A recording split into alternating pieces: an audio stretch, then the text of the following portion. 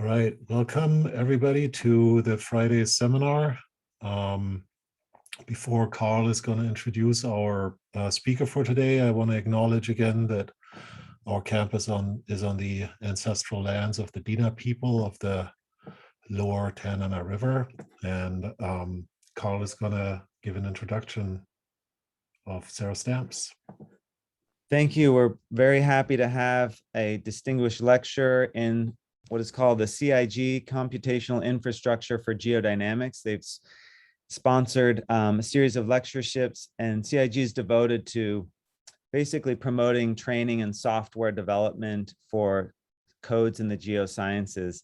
And I will just say we've been trying for a long time to get Sarah to come up here, and she fully agreed to come up here, and she has done everything she could possibly do to actually come, really. And nevertheless, we will welcome her on this virtual seminar and find her up here another time. Sarah did her BS at the University of Memphis, 2007. She did her PhD at Purdue University, finishing in 2013 on an NSF Graduate Research Fellow, went to MIT, UCLA on an NSF postdoc, and then did a teaching position at UCLA before starting at Virginia Tech in 2015, where she's now an associate professor. And I'll say in focusing on the geodesy and tectonophysics, if you check out her website or group's website page.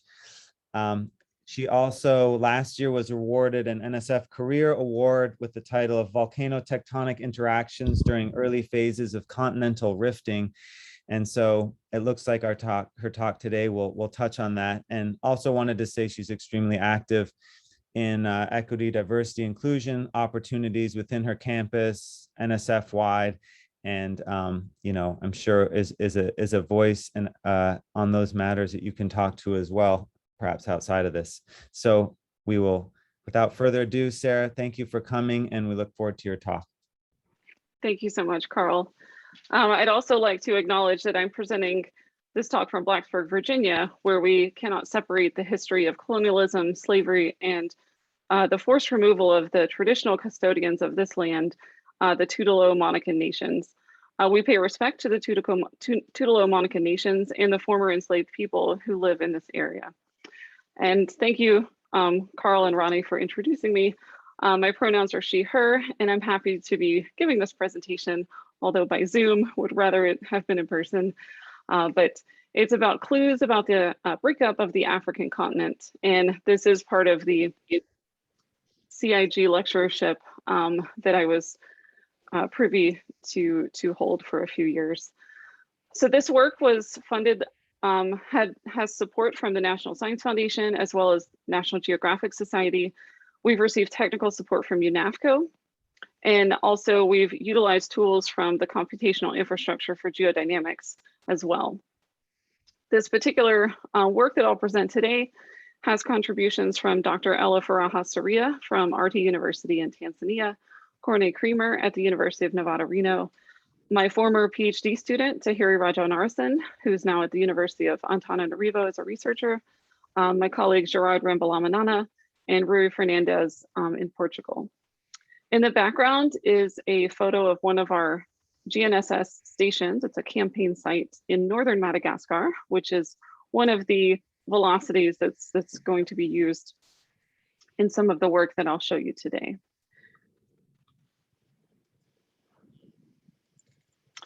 So my talk has 5 parts. I'm going to review the fair data principles, and then I'll go into some background information about the East African Rift System. I will talk about redefining the kinematics of the East African Rift System, and then I'll go into some geodynamics and discuss the role of lithospheric buoyancy forces on driving the East African Rift System, and then wrap up with a summary. So let's first talk about fair data principles. I just want to point out there is some noise coming from the people on the call. If they could be muted, that would be helpful. So fair data principles. So those came around first with this publication by Wilkinson et al. In 2016 in Scientific Reports. It stands for findable, accessible, interoperable, and reusable. These data principles have become very important in the geosciences, and we can, as scientists, we can put our data sets in places like Pangea, the Pangea Earth Sciences Repository, other places like Zenodo if you can't find one that's specific to your data. There's also IRIS, where one can put Earth models, as well as a plethora of other types of seismic data. UNAVCO archives GNSS data, as well as velocity solutions. And then I bring this up because it's becoming adopted pretty widely within the geosciences and with publishers, like the American Geophysical Union has adopted FAIR data principles. And if you're ever looking for a repository and you're not quite sure what might work for your data set, there's this website here, repositoryfinder.datasites.org, where one can search for different archives for their data. So I will be presenting a lot of GNSS data, and I want to recognize some organizations that are listed here that have made their data fair, and I'm very appreciative that they've made their hard work available for scientific studies like the one I will show today. So let me go into the background about the East African Rift System. It is the active divergent plate boundary between the Nubian and Somalian plate system. So here we have the Nubian plate to the west of the broader East African Rift System and the Somalian plate to the east. It is quite large, so it extends north-south all the way from the Red Sea, Gulf of Aden intersection up here down to south of South Africa, and that's over 5,000 kilometers. And then it's also pretty wide in that it extends from the Eastern Democratic Republic of Congo all the way over to Eastern Madagascar. So that's over 3,000 kilometers. We know that the extension rates are on the order of 1 to 6 millimeters per year based on GNSS observations. And then we also know that there's at least 3 minor blocks. There's actually some newer work that's showing there's even a couple of more in southern Africa. There's a sand plate that's been resolved as well with some new GNSS data. But these are some three microplates that I helped to resolve in 2008 with an earlier paper. And then I'll be showing you some work today about this broad deforming zone that's highlighted as these white lines here. So I'll talk about that today, exactly one of those, that exactly today. And then I'll also recognize that the East African Rift System is seismically active. These red dots represent seismicity from the National Earthquake Information Catalog over a number of years. And then it's also volcanically active. Each of these red triangles represents a volcano from the database available at the Global Volcanism Program online. And then I want to point out one other point about terminology. A lot of times in the literature, you may see East African Rift versus East African Rift System. And for the most part, when people talk about the East African Rift, they're usually focused on the continental segment of the entire East African Rift System, which is actually much broader. So just to point that out, it's often, usually people are talking about this continental segment when they say the East African Rift. Okay, so let's go into the first study. This is based on a paper I published in Geology earlier this year. And when we talk about kinematics, we are referring to the geometry of tectonic plates, as well as how those tectonic plates move, like how fast are they moving. And for the East African Rift System area, there was some early work by Stein and Gordon in 1994 that suggested all of the East African Rift System was actually very broad and diffuse. And they outlined it with this red zone and this yellow zone here.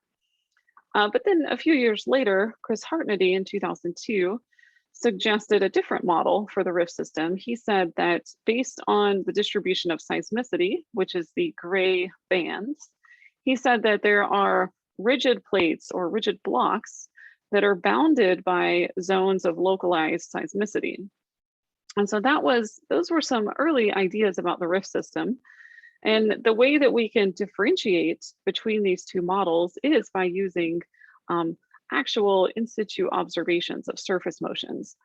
And we can physically measure surface motions with the GNSS systems. And this figure to the left is one example of a velocity solution. The black vectors are places where you actually have a GNSS instrument on the ground measuring how the plate is moving, how fast and in what direction. And then we can take these observations and input them into some numerical models and calculate and test for rigid plate motions. So this figure on the right is a kinematic model from Soria et al. In 2014, where he was able to show that using the velocity solution on the left, that he could resolve three minor blocks here: the Rovuma plate, the Victoria block, and the Luanda block here. So this is the overall way that we can test this idea of whether the East African rift system behaves as a diffuse zone of deformation or if there's distinct rigid blocks. And thus, up to this point, like in 2014, there was pretty clear evidence that these three plates, at least these three microplates exist. So the Global Navigation Satellite System, it has several systems within it. There's GLONASS, which is operated by the Russians. Galileo is operated by the European Space Agency. And then GPS, which most people are familiar with, that's the one operated by the US. And when we have our instruments on the ground recording the data from the satellites, usually, depending on your system, you may be recording all of the signals, but it's possible when you process, you can choose which of those signals you want to process.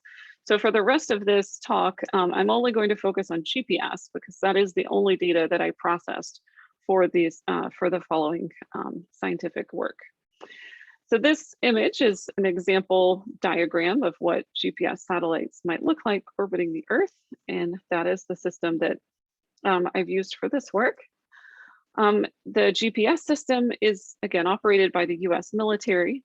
There's about 35 operational satellites orbiting the Earth. They all transmit radio signals down to the Earth's surface. And we use a phase, this is the GPS phase equation. And I'm showing you this to point out that there are several parameters that have to be corrected for in order to get millimeter precision positions and velocities. So a couple of things I just want to point out, like ion here, this is the ionosphere.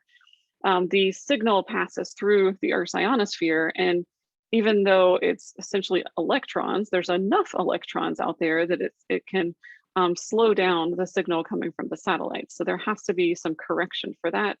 Also, the troposphere, all of the water vapor in the troposphere also has to be corrected for. And there are a number of other corrections that have to be made. And geodesists do this with research grade software, such as Gamut Globe K, Bernice, Gypsy X, and there are some others out there as well. I personally use Gamut Globe K at this point. But with these types of research grade software, we can calculate millimeter precision positions. And when we do that, we will create time series. This is one component of a time series as an example. The blue circle represents one position per day. The x-axis here is time in days of year. So this goes up to the end of the year. 365 would be December 30th. And then there's also some error bars on these as well. But my point of showing you this is that we can take the time series and essentially apply the distance equation, or the velocity equation, which is distance over time, and get velocities. In practice, there are two types of GPS systems. One of them is continuous. This is an example from Uganda, where I have a post installed in some bedrock that stays there and continuously records data. And then this is an example from Madagascar, where it's a campaign system where we set it up for approximately 72 hours and then take it down and then come back a few years later and set it up again for a temporary deployment. And then we repeat that process. So both of these are able to get us the precision that we're looking for. Although with campaign GPS, you tend to need a longer time period than continuous GPS. You need at least 2.5 years of continuous GPS, according to Blewett and Loveley, 2002, to get that millimeter precision. Okay, so I'd like to give you a little bit of insight in how we obtain the GPS data. There's actually quite a bit of traffic.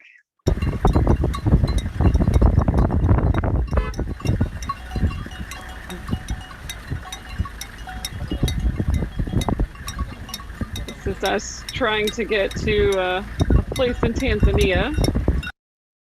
Now that's Tanzania. Also in Kenya, we also have traffic that we deal with. Yeah, so those were cows, and also in Kenya, we deal with camels as well. These ones were very slow. The hump is better for these ones. Maybe they're older. And then sometimes we have to deal with very dangerous animals as well. Move back again. No, they're hungry. Move back a little. Oh, there it is. Now you can open. Now you can open. I mean, I always want to see this twice, so Move back play that again. one more No, time. they're hungry. Move back a little. Oh, there it is. Now you can open. Now you can open. It was so Move back close, again. so close. Okay, but in all seriousness, if we're doing campaign observations, these are some of the steps. So we look for bedrock, we look for sky view, we look for security. This was a nice place because the gentleman here in the foreground owned this property and was willing to look after our station where we installed it. We install these little benchmarks that have a divot that we put our antenna mount in. We center it on top of the divot. We very carefully set up our antenna mounts here. This is us in Madagascar. We level it so many times to make sure that it's quite level. This is an example of a complete setup here in Madagascar where we have our solar panel. This is a box that keeps the battery that powers the receiver that's also in the box. And then we've got this antenna cable that connects to the antenna. So one example there, that's a campaign system. This is another example in Tanzania. This is one that's set up and it is related to the career award that Carl mentioned. We actually have 6 of these observing this volcano in the background, which is Odyonyolengai. And several of these have the radio antenna attached to them, and they transmit their data in real time to UNAVCO. This particular station also has a seismometer here that's in the lower left corner. So it is quite a bit of work and lots of traffic that we deal with, but it is also a lot of fun. We do have a lot of excitement in the field. This is a student I was working with in Tanzania who was extremely excited about the first hole he drilled for a GPS benchmark. So.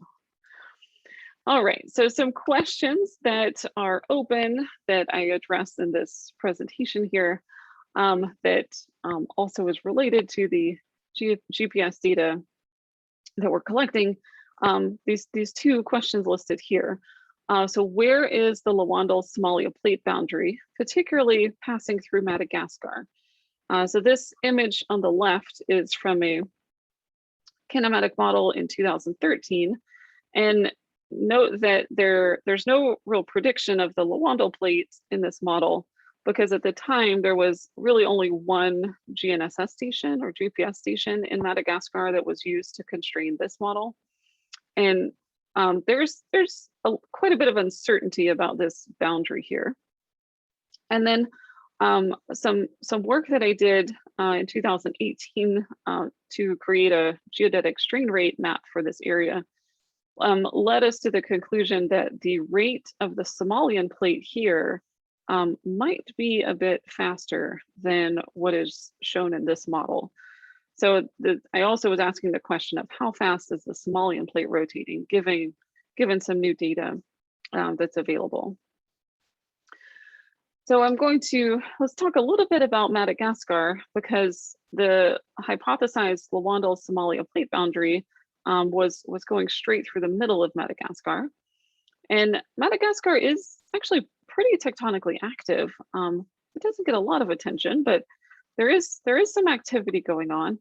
This map here highlights in yellow sedimentary basins that are active or that were developed in the Quaternary. It also highlights in red some volcanically active regions that occurred in the Quaternary. They're not active at the moment, but in geologically recent time period, they were active. And then also on this map are highlighted several places where there's normal faulting occurring. So a little place up here in the north, the Alau-Traanke Rift, the Morondava Basin here. And then there's a paper by Shures et al. In 2010 that suggests that there's a shear zone here. The run-outside shear zone has been reactivated and is also active. So with respect to volcanism, I did want to point out there's this little bit of volcanism down here as well. And the timing of this volcanism is actually a bit mysterious because they all started right around the same time period. And there's not a clear source for all three of these little volcanic zones. So that is a bit of a mystery still. With respect to seismicity, most of the focal mechanisms in the global CMT catalog suggest normal faulting. There's one strike slip fault in the middle and then one thrust fault here in the south. But there's some newer work. Tsitsi Rakandrabe in 2020 published this map. It's based on a seismic network called Makamo that was deployed in Madagascar and the Comoros. So in this image, Tsitsi Rakandrabe, she found a lot of seismicity in Madagascar. So all of the red circles are representing earthquakes that were detected. And then she also resolved or calculated some focal mechanisms as well. And again, most of them are extensional with some exceptions. There's a little bit of compression in a few places and also a little bit of strike slip as well. But in general, Madagascar is relatively active. I mean, it's not completely quiet. And then with respect to previous models of the plate boundary across Madagascar, there have been quite a few. So Kusky et al. In 2010 was suggesting that there was this broad diffuse zone, mostly in Western Madagascar, outlined here. In 2011, in a global kinematic model, Argus et al. Put the Lawandle-Somalia plate boundary along the run-outside shear zone, but also extended it further north, as shown in this image. Soria et al., I've shown you this one already, has it going through the middle. And then I published a paper in 2018 where we modeled the whole region as deforming. Okay, so in order to answer these questions, I processed data for a total of 25 GPS sites, and I used those GPS sites in some kinematic modeling. In this image here, we have red vectors and yellow vectors. The red vectors are showing many sites that are on the Somalian plate.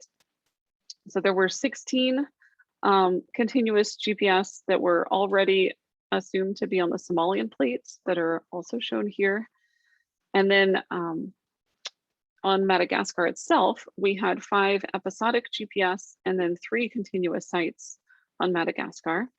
The site in red in the middle, this one had been used before, but for the work I'm going to show you now, all of the yellow ones were new and had not been used in previous kinematic models. We also had in this work, this one site on the Comores, which if you've been following anything that's happening in the Comores, there was an event that started in 2018 in May. There was a magmatic event that happened off the coast of one of the Comores Islands. So I stopped my processing in May of 2018. So this velocity is not contaminated by the activity that's been happening there since 2018 in May. So the technique I used was, I used gamut globe K, and I used a pretty standard 3-step approach that's published in Soria et al. 2014, and also my colleague Rouge, you and I used it in 2019. And then for uncertainties, I decided to use the program Hector, which was partly developed by my colleague Rui Fernandez, who's one of the co-authors on this work. So Hector allowed me to model white noise and flicker noise for all of the sites. And then I was also able to apply the Gauss-Markov equation for time correlated noise at the continuous sites, also using Hector. And that was actually a very nice program to use if anybody wants to calculate noise models for GNSS data. Okay, so one other comment about the velocity solution. For the kinematic model, I decided to use only sites that had 1 sigma uncertainties less than 1.5 millimeters per year. So I wanted very well resolved velocities. The velocity solution for this work is available in several locations. So I made it a ASCII file supplement with my geology paper published this year. And then it's also available on Figshare with the model files.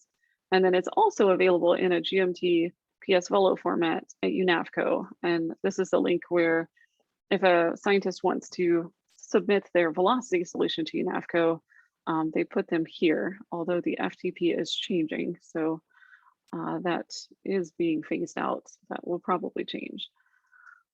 Okay, so a little bit about the kinematic modeling.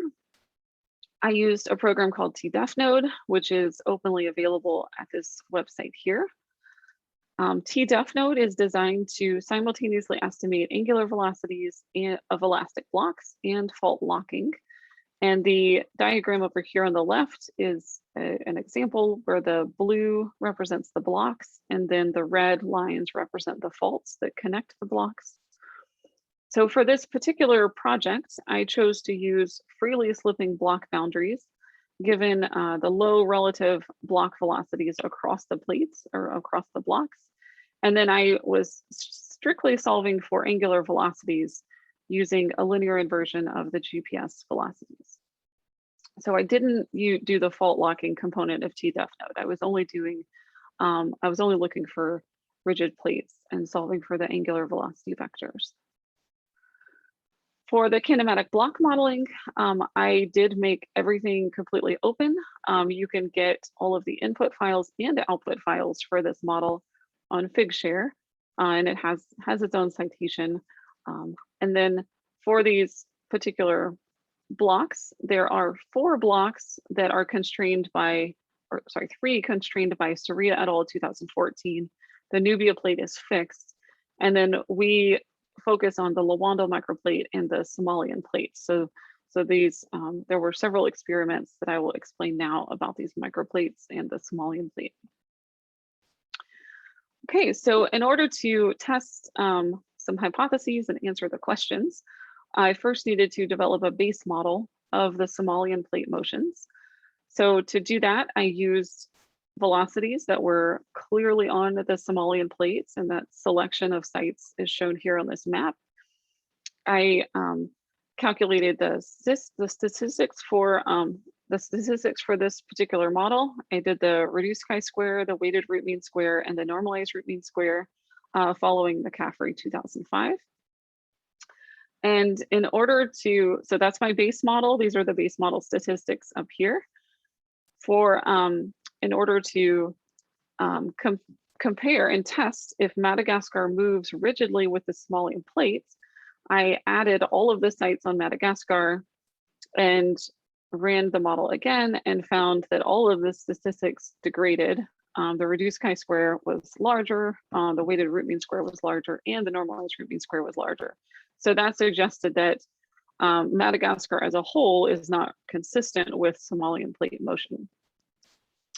So then further experimentation, I tested each site on Madagascar individually and also on the Comores, the one site there individually. It was clear that the Comores do not move rigidly with the Somalian plate based on the statistical analysis. However, there were 3 stations on Madagascar that had a similar or better weighted root mean square, normalized root mean square, and chi-square, reduced chi-square values compared to the Somalian plate base model. And those 3 sites that did move consistently with the Somalian plate are shown here: ABPO, ANTA, and VOIM. So with that result, it suggested that only 3 sites were moving rigidly with the Somalian plate. And so we had this outline here of this piece of Madagascar that was consistent with Somalia plate motion. And it's interesting, there's relatively less seismicity in this area as well. So then we can ask another question: if southern Madagascar moves with the Lawandle microplate. Now we also had to include some additional data to do this test. So down here on the Southwest Indian Ridge, we have spreading rate data as well as transform azimuth data.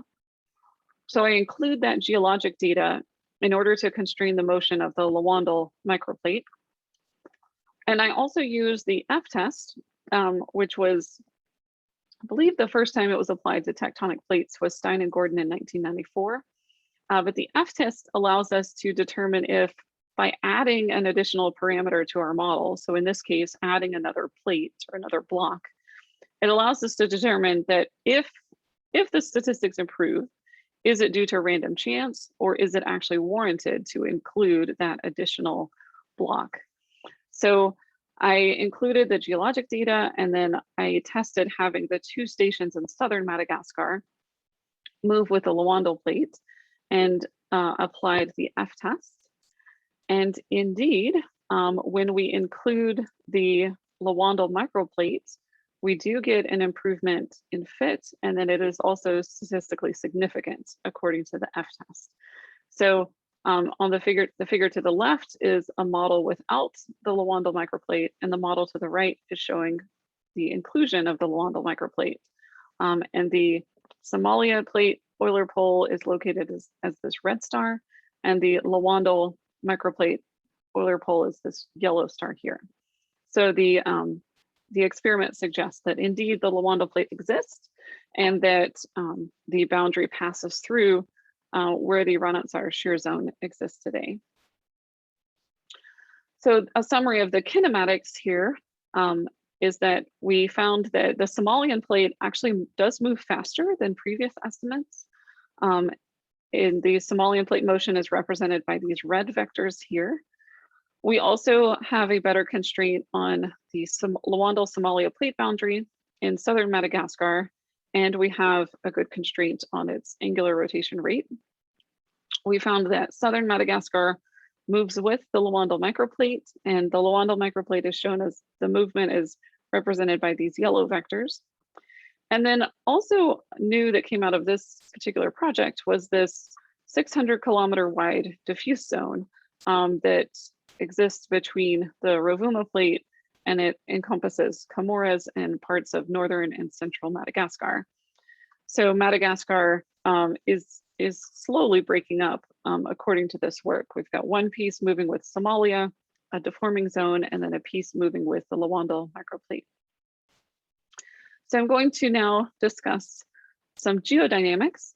And a lot of this work was done by my former PhD student, Tahir Rajan Arison, using some computational infrastructure for geodynamics code. He used the aspect code. So a reminder about the major plate tectonic forces. There's 3 major ones: lithospheric buoyancy forces, which are due to variations in gravitational potential energy within the lithosphere. Mantle tractions can also play a major role due to the convecting mantle below the lithosphere interacting by either pushing or pulling or even pushing up the lithosphere. And then there's also subduction related forces like slab pull. But since Africa is mostly surrounded by spreading ridges, there's no major influence of slab pull on the East African rift system. So in this particular scenario, the problem reduces to these two major forces, mantle tractions versus lithospheric buoyancy forces. Now, a couple of reminders about the East African rift, and in this case, we are talking about only the continental part of the rift system. It has some unusually high topography. All of the region shown in this yellowish color is actually greater than 1 kilometer in height. And that is going to generate some lithospheric buoyancy forces that could be affecting the system. Some other interesting features of this area is that GNSS or GPS velocities show some anomalous rift parallel northward components of motion in the deforming zones. So the yellow vectors and the red vectors are showing predicted motions based on kinematic models. And then the blue vectors are the actual observations. And so if we see within the rifts themselves, there are some components of this anomalous northward motion.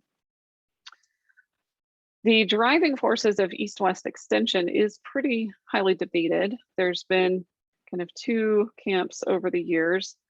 Some folks think that lithospheric buoyancy forces dominate this east-west extension across the rift system. And then there's also several authors that have developed models that suggest horizontal mantle tractions dominate the east-west extension. So we ask, oh, and just one other observation, or a couple other characteristics. So there's also some kind of interesting focal mechanisms. We've pulled out the strike slip focal mechanisms in the region that give some evidence that there's some rift parallel movement happening within the deforming zones. And then one other observation is the seismic anisotropy. These red lines are indications of SKS splitting or the seismic anisotropy observations. And Bagley and Nyblade compiled a lot of observations, which are shown in this image to the left. And they suggested that the seismic anisotropy was due to some northward flow of the mantle interacting with the lithosphere, causing these along rift motions. So some questions that we addressed are, what is the relative role of lithospheric buoyancy forces compared to horizontal mantle tractions in driving observed deformation in the East African rift? And then we hypothesized that the east-west opening of the Nubia-Somalia plate system is dominated by lithospheric buoyancy forces. So in order to test this hypothesis, we used ASPECT, and ASPECT is a CIG code. It is, we developed a 3D regional thermomechanical model, and we used the Boussinesq approximation to solve the Stokes system equation for incompressible flow. This top equation is conservation of momentum, and the bottom one is conservation of mass. For this is based on Tahiri's paper that was published earlier this year. All of the files needed to reproduce the work are on Zenodo. And then we also provided the input and output files on this should be scientific open science framework. They're also available there. So this DOI goes to open science framework.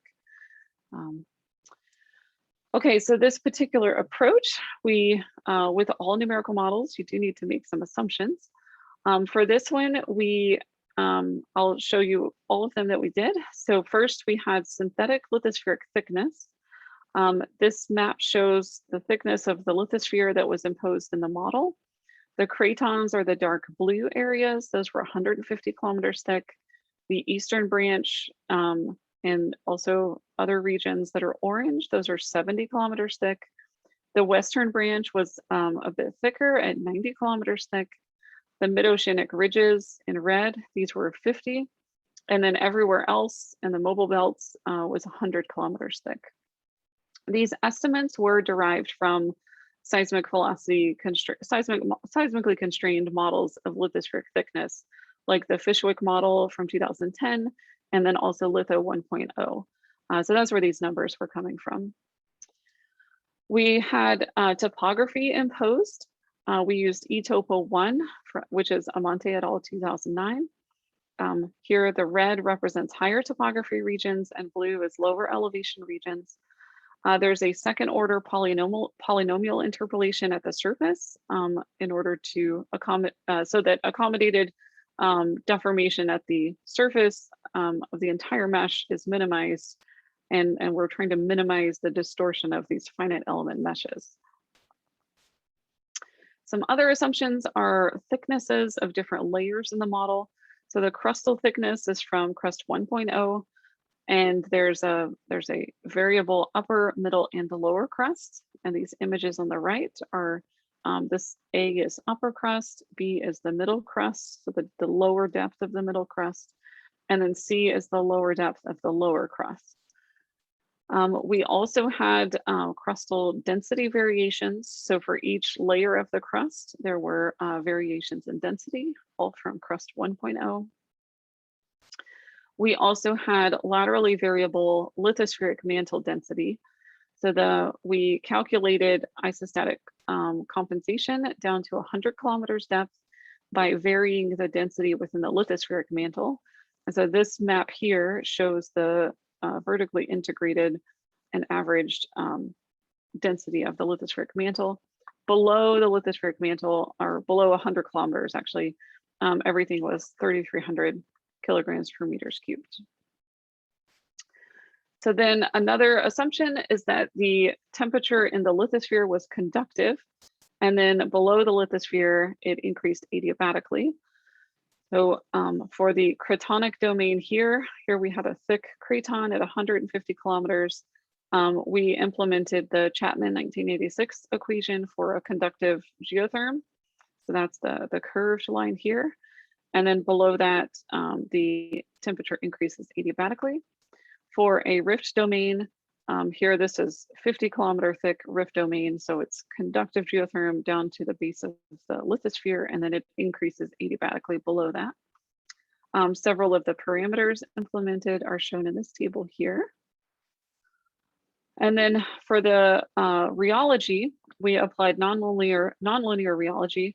For the crust, it's viscoplastic rheology. For the lithospheric mantle, we applied dislocation creep. And then for sublithospheric mantle, it's composite rheology. And this image to the right is showing the viscosity for the model here. So we did have an asthenosphere based on our input with the lowest viscosity of 1e to the 18th Pascal seconds. The model itself is 600 kilometers deep. It goes to the base of the transition zone, and then it's quite large, over 5,000 kilometers by 3,000 kilometers. It's a little bit larger than that. And then we're using quadrature finite elements for the temperature fields, compositional fields, and velocity fields. The finite elements have a resolution of 40 by 25 by 5 kilometers. And so this model includes the lithosphere, the asthenosphere, and down to the base of the transition zone. Okay, so for some results, to the left in A, this is gravitational potential energy vertically integrated. And then we also compared it with some of my work from 2014, the same quantity.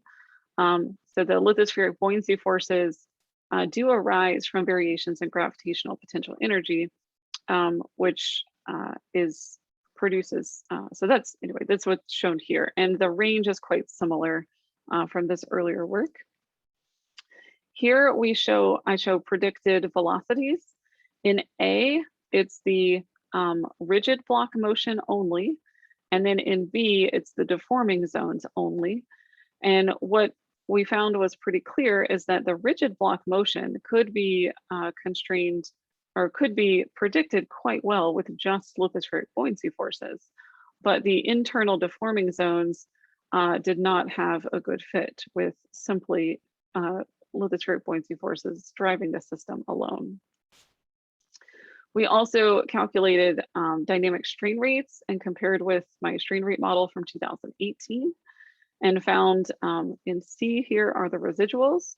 So we found that lithospheric buoyancy forces do dominate the deformation in the area. It doesn't explain all of it, but it does seem to be dominant. And so this is the summary of the geodynamics, that variations in lithospheric buoyancy forces are driving the east-west extension of these rigid zones in East Africa. And these findings are consistent with previous 2D models of the region. And then finally, East Africa and surroundings seem to have another component in the deforming zones that is needed to be invoked to explain the velocities where it is deforming. So it's not just lithospheric buoyancy forces in the deforming zones. We think there may be a role of mantle tractions in those areas.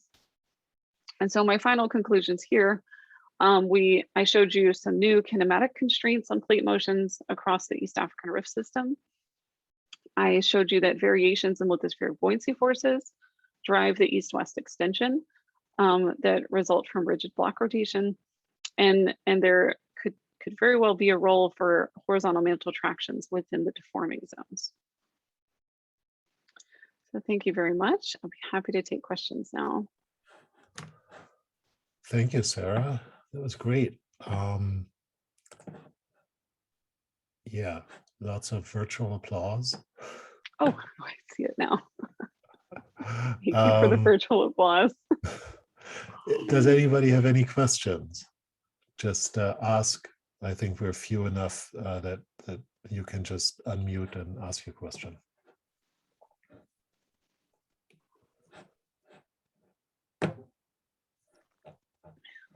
Yes, Alex. Alex.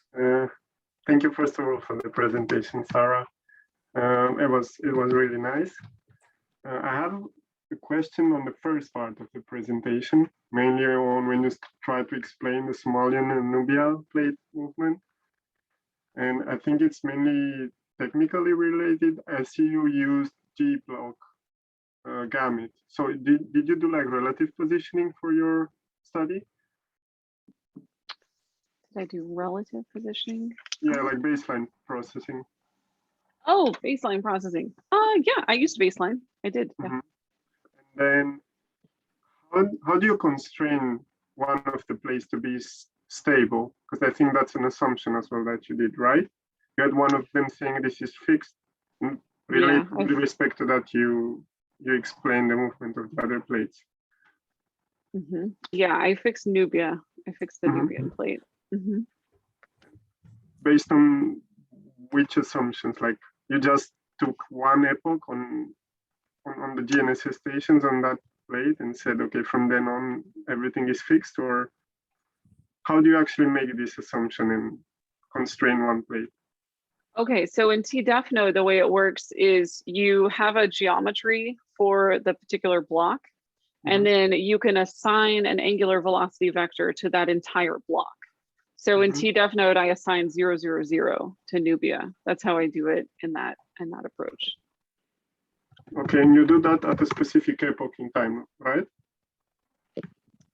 It's not. TDEFNode has the capacity to do time-dependent modeling, but I didn't. It was only using the static velocity solution. So I'm not using time series in that approach. It's only the velocities themselves. Okay. But yeah, TDEFNode does allow you to use time series. That is one of the ways to use it. Okay, thanks. Thanks, Alex. Do you have anybody else with a question? I'll throw one out real quick. Go ahead, Carl. So when you show the kind of deformation in Madagascar, do you look at that? I mean, I look at the size of Madagascar and think we need, 1,000 stations out there, given the complexity. Is that, where do your thoughts go in terms of like the more stations you put out? Is it just going to be a completely deforming, no boundary thing? What are your thoughts on the future of data coverage there? I would love to get more stations in Madagascar. Working really hard to get the geodesy group going in Madagascar for doing modern geodesy. I mean, as far as the more stations we put out, you know, are we going to see it being even more complex? That's quite possible. I mean, I would expect those areas where, like up here, where if we've defined it as diffusely deforming, that I mean, I would expect it to be behaving in that way. I've been working with Fola Kolawole, who's now an assistant professor at Lamont Doherty at Columbia University. He's a structural geologist and is really interested in getting over there and testing this model to see if, from a structural geology perspective, if it's also consistent with this diffusely deforming model. And then we're hoping he's going to be writing some proposals, and I would be proposing to also put some stations out there as well. But I think I agree with you, Carl. It's probably going to be pretty complex. You know, the more stations we get out there. It just reminds me that we don't put stations in the most tectonically significant places. You know, there's like major practical considerations, whether it's Western Alaska or Madagascar, or, you know, someone just drives across California and puts the 1000th station in. But thank you. Yeah, it's a really exciting problem. Not a plate, not a rigid plate. Yeah. All right. Well, thanks all. And looking at the time, we'll probably want to move into the student session. Thank you all for coming, and join us again next week when Revati Parameswaran is going to be talking about some of her Iceland work. And yeah, so students, please stay on, and everybody else, see you next week.